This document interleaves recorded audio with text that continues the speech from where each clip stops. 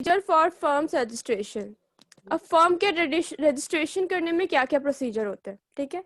तो पहला है हमारा submission of application in the prescribe form to registrar of firm. The application should contain the following particulars. सबसे पहले तो हमें रजिस्ट्रेशन करना पड़ता है, उसके लिए फॉर्म भरना पड़ता है। उस फॉर्म में ये सारे टॉपिक होते हैं, name of firm, ma'am location of, company बनाने के लिए पार्टनरशिप के लिए। अभी हम पार्टनरशिप का पढ़ रहे हैं, अभी रजिस्ट्रेशन ऑफ पार्टनरशिप हो रहा है।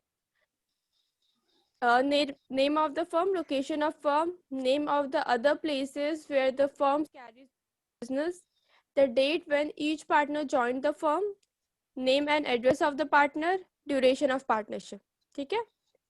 आई डोंट थिंक ये तो नॉर्मल इंग्लिश है, तो इसमें ज्यादा एक्सप्लेन करने की जरूरत है नहीं, करनी यस तो मैम, है ना यस इसमें आ गया ज्यादा। समझ में। क्योंकि बेसिकली ये है ना कि फॉर्म होता होगा, उसमें ये सब तुम्हें फिल करना होता होगा नहीं, होता है।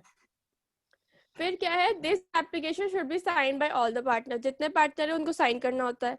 दूसरा, deposit of required fee with the register of firm, जो नॉर्मल फीस देना पड़ता होगा रजिस्ट्रार को, वो देना पड़ता है।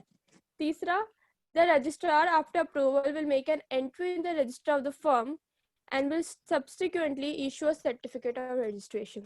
उसके बाद क्या होता है, जब रजिस्ट्रार अप्रूव कर देता है तो उसके बाद एक रजिस्टर होती है, उसमें सारे फॉर्म्स के नाम होते हैं, तो उसी में ये जो न्यू फॉर्म है उसका भी नाम जोड़ देते हैं और एक सर्टिफिकेट दे देते हैं रजिस्ट्रेशन का। तो काफी सिंपल स्टेप हो गया। क्या वो इसने फॉर्म, मतलब जो पार्टनर्स उन्होंने फॉर्म भरा रजिस्ट्रार को देने के लिए, उस फॉर्म में क्या क्या था हमारा, name of firm, location, name of other places where the firm carry on business, the date when each partner join, name and address of the partners, duration of partnership. ठीक है, पहले में फॉर्म भरना है, दूसरे में क्या करना है, जो फीस होगी रजिस्ट्रार की उसको डिपॉजिट करना है। तीसरा क्या है, जब रजिस्टर अप्रूव कर देगा तो फिर वो एक उस फर्म को रजिस्ट्रेशन का सर्टिफिकेट मिल जाएगा। बस 3 स्टेप में ये रजिस्ट्रेशन होता है फर्म का। ये समझ आया? Yes ma'am. अब नेक्स्ट है हमारा the consequences of non registration of a firm R S follow. अब ये है कि अगर तुम फर्म को रजिस्टर नहीं करते, बस नॉर्मली पार्टनरशिप करते हो कि हाँ हम दोनों पार्टनर है, रजिस्टर हमने नहीं किया, मतलब ये एक तरह से वायलेट हो, क्योंकि जो पार्टनरशिप होता है उसको रजिस्टर करना पड़ता है, ये गवर्नमेंट रेस्ट्रिक्शन है, उसको करना पड़ता है। हमने पढ़ा था ना फीचर्स में, तो यही होगा। पर कभी कभार ये होता है कि पार्टनरशिप कर लेते वो रजिस्टर नहीं करते, तो उसमें क्या क्या प्रॉब्लम हो सकती है ये इसमें बताया। ठीक है, पहला क्या है, a partner of N unregistered firm can not file a suit against the firm और द अदर पार्टनर्स। अब देखो ऐसा हो गया, तुमने पार्टनरशिप कर ली, ठीक है, तुम बिजनेस करो, करते करते तुम्हारा दूसरा पार्टनर चीटर निकला। उसने क्या किया, उसने सब कुछ अपने नाम पे कर लिया और कह रहा है वो बिजनेस मेरा है, तुम्हारा नहीं है, तुम तो बस 10% के शेयर के होल्डर थे, पूरा बिजनेस मेरा है। तो ये क्या करेगा, सबसे पहले या तो ये कोर्ट के पास जाएगा कि ऐसा हो गया, पर ये दिखाएगा क्या, इसके पास तो कोई रजिस्टर्ड डॉक्यूमेंट ही नहीं होगा, क्योंकि उन्होंने फॉर्म को रजिस्टर ही नहीं कर पाया है। तो यही होता है कि जो पार्टनरशिप रजिस्टर्ड नहीं होती ना, उसमें ये धोखाधड़ी का केस बहुत ज्यादा होने के चांसेस होते हैं। और सबसे बड़ा डिसएडवांटेज इसका ये कि अगर किसी बेचारे पार्टनर के साथ धोखाधड़ी हुई भी है तो वो जाके कोर्ट में भी नहीं बोल सकता, ये चीज अपना केस भी नहीं लड़ सकता, क्योंकि उसके पास कोई सबूत ही नहीं है कि उस फर्म का पार्टनर था। ये पॉइंट क्लियर है? Yes ma'am. अब बी है, the firm can not file a suit against third party. ये भी पहले वाले का नीचे दो अलग वे में बोल रखा है। इसमें ये जो फर्म है वो भी किसी थर्ड पार्टी के अगेंस्ट केस नहीं कर सकती। जैसे मान ले कि हमारे पास पेटेंट्स, हमने पेटेंट नहीं बनाया, हमारी दवाई की शॉप है और हमने पेटेंट्स नहीं बनाए कि हाँ बस यही हम दवाई बेच सकते हैं, और किसी और ने, जैसे तुमने कहा था ना, चुरा लिया, फॉर्मूला चुरा लिया, किसी और ने फॉर्मूला चुरा लिया फॉर्म का और अब दूसरा फॉर्म वो बना रहा है, तो उस टाइम में भी अगर हमारे पास रजिस्ट्रेशन नहीं है, हमने पेटेंट्स नहीं बना रखे अपने, तो हम किसी थर्ड पार्टी पे केस नहीं कर सकते अगर हमारा चुराया हो। क्यों? क्योंकि हमने खुद ही अपने फॉर्मूला को रजिस्टर नहीं कराया था। ये क्लियर हुआ? Yes ma'am. Yes ma'am. अब थर्ड है, the firm can not file a case against the partner. ये भी ऐसा ही है, कि फर्म मैं भी पार्टनर के अगेंस्ट होती है, ये कंपनी ये बनाती है, वो कंपनी कोई और बना नहीं सकती है। बना सकती है, क्यों नहीं बना सकती, कंपनी बना सकती है। बस अब देखो, तुमने ये देखिए KFC, पता है KFC क्या होता है? पता है KFC, मुझे। Yes, ma'am. मैकडॉनल्ड्स, ठीक है। अब तुमने देखा होगा इसकी काफी सारी ब्रांचेस होती है, ठीक है। अब वो मतलब इतनी सारी ब्रांचेस ओनर थोड़ी ना चलाता है, ओनर नहीं चलाता। वो जो ब्रांचेस होते हैं वो नॉर्मल बिजनेसमैन ही चलाते हैं, पर ना उनको पैसे देने पड़ते हैं KFC या मैकडॉनल्ड्स को, क्योंकि ये फ्रेंचाइजी कहते हैं इसको। जब हम किसी के नाम से कुछ बिजनेस करते हैं ना तो उसको फ्रेंचाइजी कहते हैं। जैसे तुम पिज्जा हट का बिजनेस कर रहे हो, ठीक है, तुमने मैकडॉनल्ड्स का बिजनेस कर लिया, मेन ओनर वो बिजनेस नहीं करता, ओनर से फ्रेंचाइजी खरीद के दूसरे लोग बिजनेस करते हैं। अब समझ आया? अगर किसी के पास पेटेंट होता है ना तो उसके पास फायदे ही फायदे हैं। अगर कोई इसका मतलब कॉपी भी करना चाहे या उसका बिजनेस भी करना चाहे तो उसको उसके पैसे देने पड़ेंगे। तो जो पेटेंट होल्डर होगा उसके तो फ्री के पैसे हो गए, यस मैम। ठीक है। तो यही है। थर्ड वाला ये है, the firm can not file a case against the partner. जैसे पार्टनर एक पार्टनर के खिलाफ केस नहीं कर सकता, एक फर्म दूसरे फर्म के खिलाफ केस नहीं कर सकता, वैसे ही जो फर्म है वो किसी पार्टनर के अगेंस्ट भी केस नहीं कर सकता। अगर ऐसे धोखाधड़ी का कुछ केस होता है या फिर कुछ भी हो जाता है कि शेयर्स बेच दिए बिना किसी दूसरे पार्टनर को बताए या फिर कुछ भी हो गया, तो उस सब में बेसिकली जो गवर्नमेंट होती है वो हेल्प नहीं कर पाती, ना ही कोर्ट या पुलिस हेल्प कर पाती है, क्योंकि ये रजिस्टर्ड ही नहीं होते, इनके पास कोई डॉक्यूमेंट्स ही नहीं होते ये बताने के लिए कि हाँ हम पार्टनरशिप में थे, ये है। अब समझ आया? Yes ma'am. तो यहाँ हमारा पार्टनरशिप खत्म होता है बेसिकली। आज आप लोग मैम बहुत घाटा है।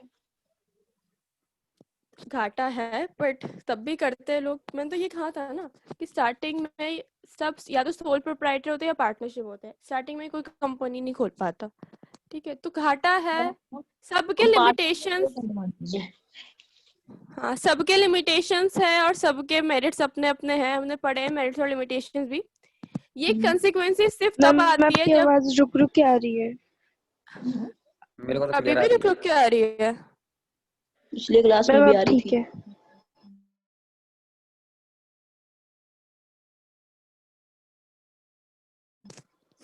तो मैं कह रही थी ये जो कॉन्सिक्वेंसेज है ये सिर्फ तब होती है जब जो फॉर्म होता है वो रजिस्टर्ड नहीं होता। अगर रजिस्टर्ड होता है तो ये कॉन्सिक्वेंसेज नहीं आती, ठीक है। तो यहाँ हमारा पार्टनरशिप खत्म हुआ। तो पार्टनरशिप में हमने क्या किया? पहला तो हमने पढ़ा पार्टनरशिप होता क्या है, उसके फीचर्स, उसके मेरिट्स, पार्टनरशिप डीड क्या होता है, पार्टनरशिप का रजिस्ट्रेशन कैसे होता है, और नॉन रजिस्टर्ड फर्म के लिए कॉन्सिक्वेंसेज कैसे कौन कौन सी होती है, ठीक है। पार्टनरशिप टॉपिक तो इजी लगा होगा आप लोगों को, यस मैम। ठीक है। फिर नेक्स्ट टॉपिक है हमारा जो आप लोग देख रहे हो, ये है कोऑपरेटिव सोसाइटी। कोऑपरेटिव। हाँ, कोऑपरेटिव सोसाइटी, इसको बेसिकली बिजनेस कह भी सकते, नहीं भी कह सकते, पर ये बिजनेस ऑर्गेनाइजेशन में आता है, तो इसको हमें पढ़ना पड़ेगा। जो कॉर्पोरेशन वो बिल्डिंग होती है क्या होता है मैम? कॉर्पोरेशन बिल्डिंग का नहीं है ये। नहीं मैम, एक अलग हाँ, होता है ना corporation। वो क्या होता है? कोऑपरेटिव बिल्डिंग होता है। क्या बोलो? Cooperating breeding, building building building, ये अलग ही है। बिल्डिंग हो अलग है। चलो हम अपना ब्रीडिंग अलग टॉपिक, हाँ हाँ तो मम्मी पूछ रही हो ब्रीडिंग बोल रहे हो बिल्डिंग बोल रहे हो, क्या बोल रहे हो? बिल्डिंग।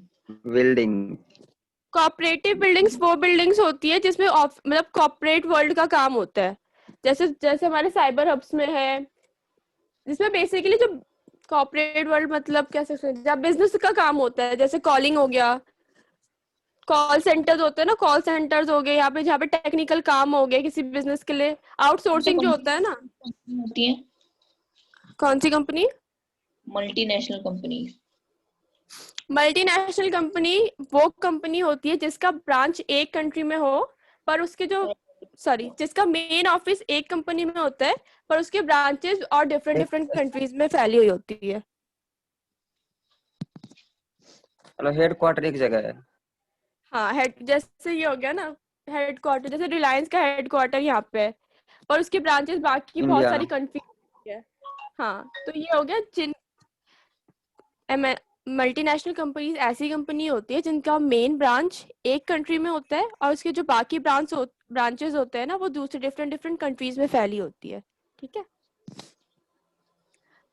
अब हम करें तो कोऑपरेटिव सोसाइटी। तो cooperative society is a voluntary association of people who join together with the motive of welfare of the members and are driven by the needs to protect economic interest. तो cooperative society basically एक business organisation हम कह सकते हैं या नहीं कह सकते, पर ये बिजनेस ऑर्गेनाइजेशन है। ये जो होता है ना ये बेसिकली प्रॉफिट के लिए काम नहीं करती, ये लोगों के अच्छाई के लिए काम करती है, लोगों के वेलफेयर के लिए काम करती है। एग्जाम्पल क्या दूं मैं कोऑपरेटिव सोसाइटी का,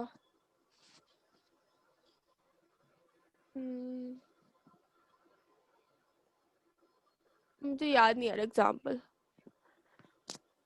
आई थिंक मदर डेयरी होता है कोऑपरेटिव सोसाइटी। ये मतलब एक या दो लोग का नहीं होता। हाँ वो दूध का बिजनेस करती है। हाँ तो ये बेसिकली एक ऐसी सोसाइटी होती है इसमें काफी सारे लोग एक साथ मिलके कुछ बिजनेस करते हैं ताकि लोगों का वेलफेयर हो। ये प्रॉफिट के लिए काम नहीं करते, ये लोगों के लिए काम करते हैं। मैं फ्री में थोड़ी ना उससे देता। प्रॉफिट भी आ जाए तो कोई दिक्कत नहीं है। हाँ फ्री में नहीं करेंगे, पैसे आएंगे, पर इनका मोटिव प्रॉफिट नहीं होता। जैसे मैंने कहा था ना सोल प्रोप्राइटरशिप और पार्टनरशिप में मोटिव होता है कि हमें प्रॉफिट के लिए काम करना है। हम ये कहते हैं कस्टमर क्वालिटी या कस्टमर सेटिस्फेक्शन सेकंड टाइम पे आता है, फर्स्ट टू जो हमने पढ़ा है। मतलब सबसे समाज पहले सेवा। आता है प्रॉफिट। हाँ समाज सेवा, इसको समाज सेवा। जो समाज सेवा के लिए ये जो होते हैं ना कि cooperative society group of peoples होती है जो एक साथ आते हैं समाज सेवा करने के लिए। ठीक है, दूसरा है दे आर ड्राइवन बाय। हाँ बोलो। फ्री में नहीं करती, फ्री में नहीं करती, बट मैं ये बोल रही हूँ कि इसका पहला मोटिव प्रॉफिट कमाना नहीं होता। इसका पहला मोटिव होता है लोगों के लिए अच्छा करना, दूसरा मोटिव होता है कि हाँ प्रॉफिट कमाना। पहला मोटिव नहीं होता इसका प्रॉफिट कमाना, ये कहने का मतलब है मेरा। जब प्राइस में देते हैं हाँ cheap price अफोर्डेबल प्राइस में देते हैं, चीप प्राइस में देते हैं। अब आगे तो पढ़ो, पढ़ने 1 रुपए का नहीं देते। मैम 1 रुपए का फर्क होता है बोल रहा हूँ, 1 रुपए का थोड़ी ना।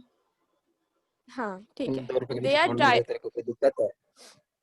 They are driven by the needs to protect their economic interest in the face of possible exploitation at the hands of and obsessed with the desire to earn greater profits.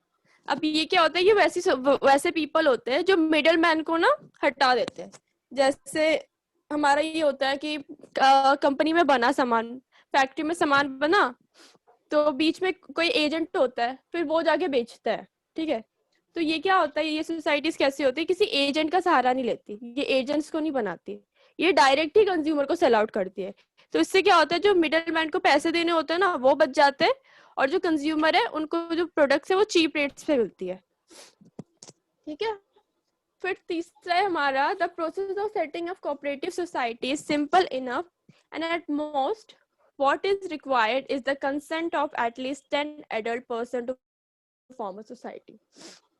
अब इसमें इसको बनाना सिंपल होता है और इसमें required होता है कम से कम जो पूरी टीम होती है ना इनकी एसोसिएशन की, उसमें कम से कम 10 एडल्ट पर्सन होने चाहिए सोसाइटी को फॉर्म करने के लिए, कम से कम चाहिए।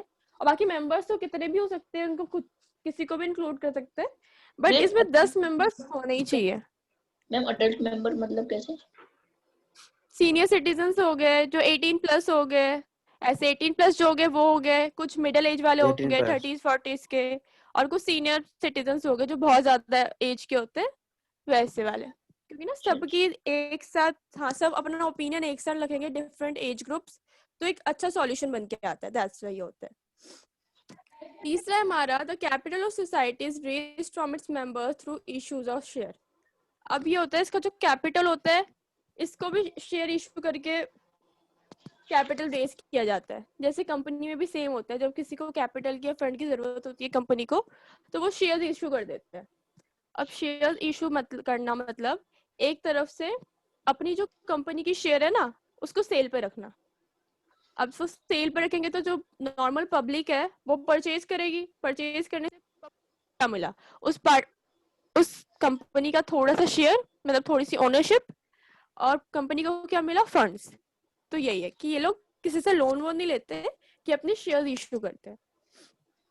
थर्ड है the society acquired a distinct legal identity after it's registration.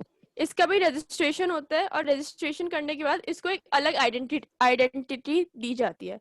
जैसे पार्टनरशिप एक अलग, पार्टनरशिप का जो रजिस्ट्रेशन होता है, जो उसको जो सर्टिफिकेट मिलता है वो अलग चीज का सर्टिफिकेट मिलता है, पार्टनरशिप का मिलता है। और इसका जो होता है, इसको जो सर्टिफिकेट मिलता है वो कोऑपरेटिव सोसाइटी का सर्टिफिकेट मिलता है। यहाँ तक क्लियर है? Yes ma'am. ठीक है।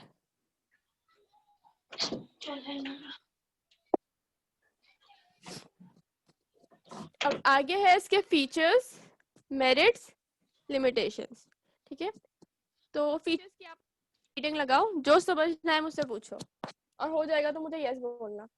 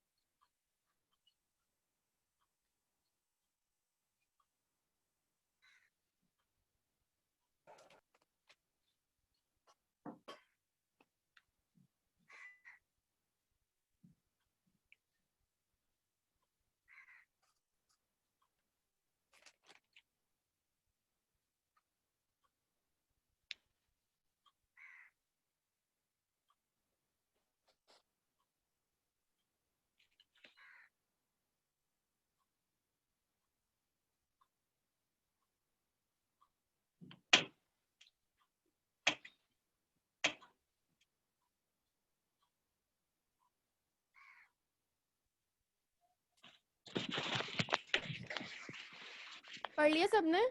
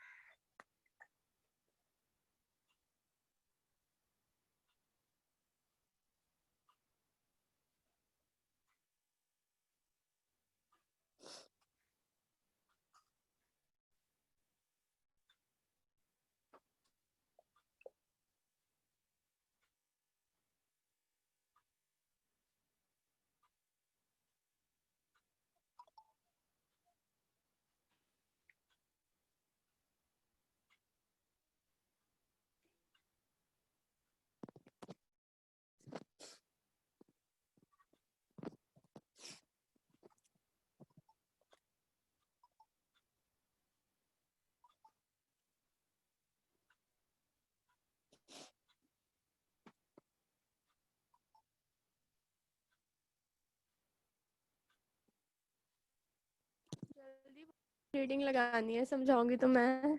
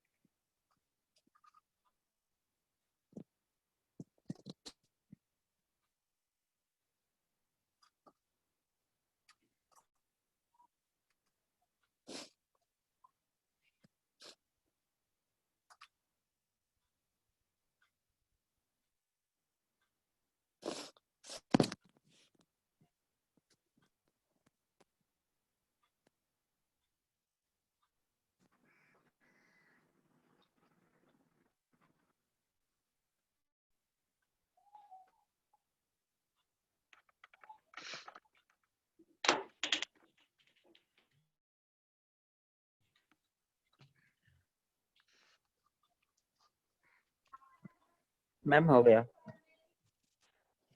हो गया, चलो आखिरकार। हाँ, तो हम हमारे इसके फीचर्स पे, the member of a cooperative society is voluntary as a person to free to join cooperatives and can also leave N.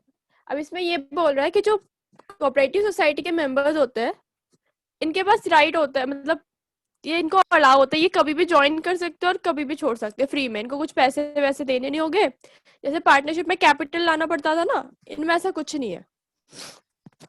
दूसरा पॉइंट है, the society can enter into contract and hold property in its name should and be sued by others, it has separate identity। इसमें basically ये बोल रहे हैं, जो society है वो किसी कॉन्ट्रैक्ट में आ सकती है और किसी भी प्रॉपर्टी को अपने नाम कर सकती है। जैसे कोई गवर्नमेंट प्रॉपर्टी हो, वहाँ पे कोऑपरेटिव सोसाइटी स्टार्ट करनी हो, तो ये कर सकते हैं गवर्नमेंट से प्रॉपर रूल्स एंड रेगुलेशन लेके। ये बेसिकली ये भी एक टाइप ही रिएक्ट कर सकते हैं कि ये प्रॉपर्टीज ले लेते हैं, फिर वो प्रॉपर्टी बिजनेस के नाम पे हो जाती है, जैसे पार्टनरशिप में होता था। यहाँ पे जो प्रॉपर्टी है वो कोऑपरेटिव सोसाइटी के नाम पे होती है। तीसरा जो है, the liability of members of cooperative society is limited to extend to the amount contributed by the vest capital. अब ये जो होता है, जो कोऑपरेटिव सोसाइटी का वो होता है लायबिलिटी, वो कम होती है। मतलब जिसने जितना कंट्रीब्यूट किया होगा ना, उसको बस उतना ही लायबिलिटी पे करना होगा, उसको एक्स्ट्रा लायबिलिटी नहीं पे करना होगा। जैसे बाकी समय में पे करना पड़ता था कि जितनी भी लायबिलिटी है पे करनी पड़ेगी, पर इसमें ऐसा नहीं होता। जितना तुमने स्टार्टिंग में कैपिटल दिया है, उतना ही तुम्हें, अगर बाद में बिजनेस मतलब कोऑपरेटिव सोसाइटी बंद होती है या कुछ होता है, तो फिर उतना ही तुम्हें बस वापस देना पड़ेगा और कुछ नहीं, लायबिलिटी कराती है। तीसरा है हमारा, the power to take decision elected managing committee. अब इसमें होता है, यहाँ पे भी इलेक्शंस होते हैं, यहाँ पे भी इलेक्शन होके किसी एक पर्टिकुलर पर्सन को अपॉइंट किया जाता है जो डिसीजन लेता है। नॉर्मल तुम इसको वही बोल सकते हो, काफी मूवीज में भी दिखाते हैं ये, किसी एक सोसाइटी के कोई हेड होता है, तो वैसे ही होता है। इलेक्ट कर मतलब इलेक्शन करके सोसाइटी के अंदर ही एक जैसे अपॉइंट मैम किया जाता है एक पर्सन को। तारक मेहता का उल्टा चश्मा। हाँ हाँ, तारक मेहता का उल्टा चश्मा, उसमें भी काफी बार ऐसा है, हुआ है। जैसे वो है भिड़े है शायद उसमें ना, मिंटे ये मतलब वो उसका भिड़े है या फिर वो है मेहता साहब, भिड़े में भिड़े सोसाइटी का। भिड़े है ना, हाँ भिड़े है। तो वैसे ही है इसमें भी। Cooperative society through its purpose and basis on the value of the mutual help and welfare है the profit of services dominating in its working। अब बेसिकली इसमें ये बोल रखा है कि इनका जो पहला मोटिव होता है, ये क्या होता है, लोगों के वेलफेयर करना, लोगों के लिए काम करना है। तो ये बेसिकली ना इफेक्ट कर जाता है प्रॉफिट मेकिंग पे। जब ये लोगों के लिए काम कर रहे हैं, तो इनके दो वो है मोटिव, एक तो लोगों के लिए काम करना, दूसरा प्रॉफिट अर्न करना। तो अगर ये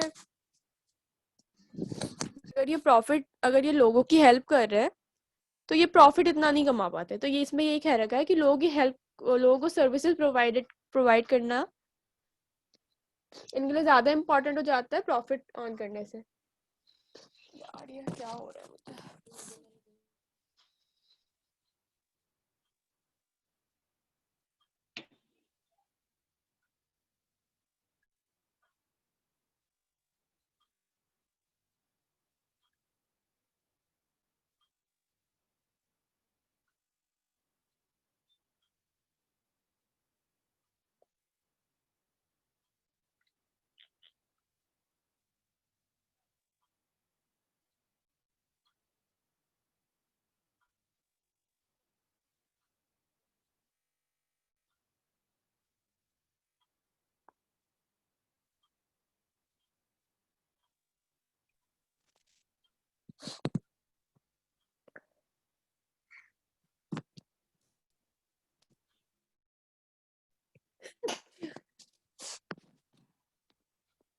हेलो। Yes, ma'am. हाँ, थोड़ा नेटवर्क इशू हो रहा है, कोई नहीं। तो यहाँ समझ आ गया था, ये फीचर्स है। फिर हमारा है मेरिट्स एंड लिमिटेशंस। तो मेरिट्स इसका पहला ये है कि इसमें इक्वल वोटिंग राइट्स मिलते हैं सबको, और किसी भी चीज को चूज करना हो, चाहे वो लीडर हो या कुछ हो।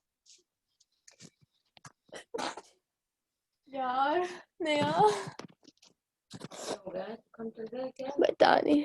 हाँ, तो मैं ये कह रही थी कि किसी भी चीज को, मतलब कोई डिसीजन लेना हो या कुछ किसी को अपॉइंट करना हो, तो कभी भी अगर इलेक्शन होता है ना, तो सबको वोटिंग राइट्स मिलते हैं, चाहे वो कितना ही छोटा हो, कितना ही बड़ा क्यों ना हो। किसी एक के वोट देने से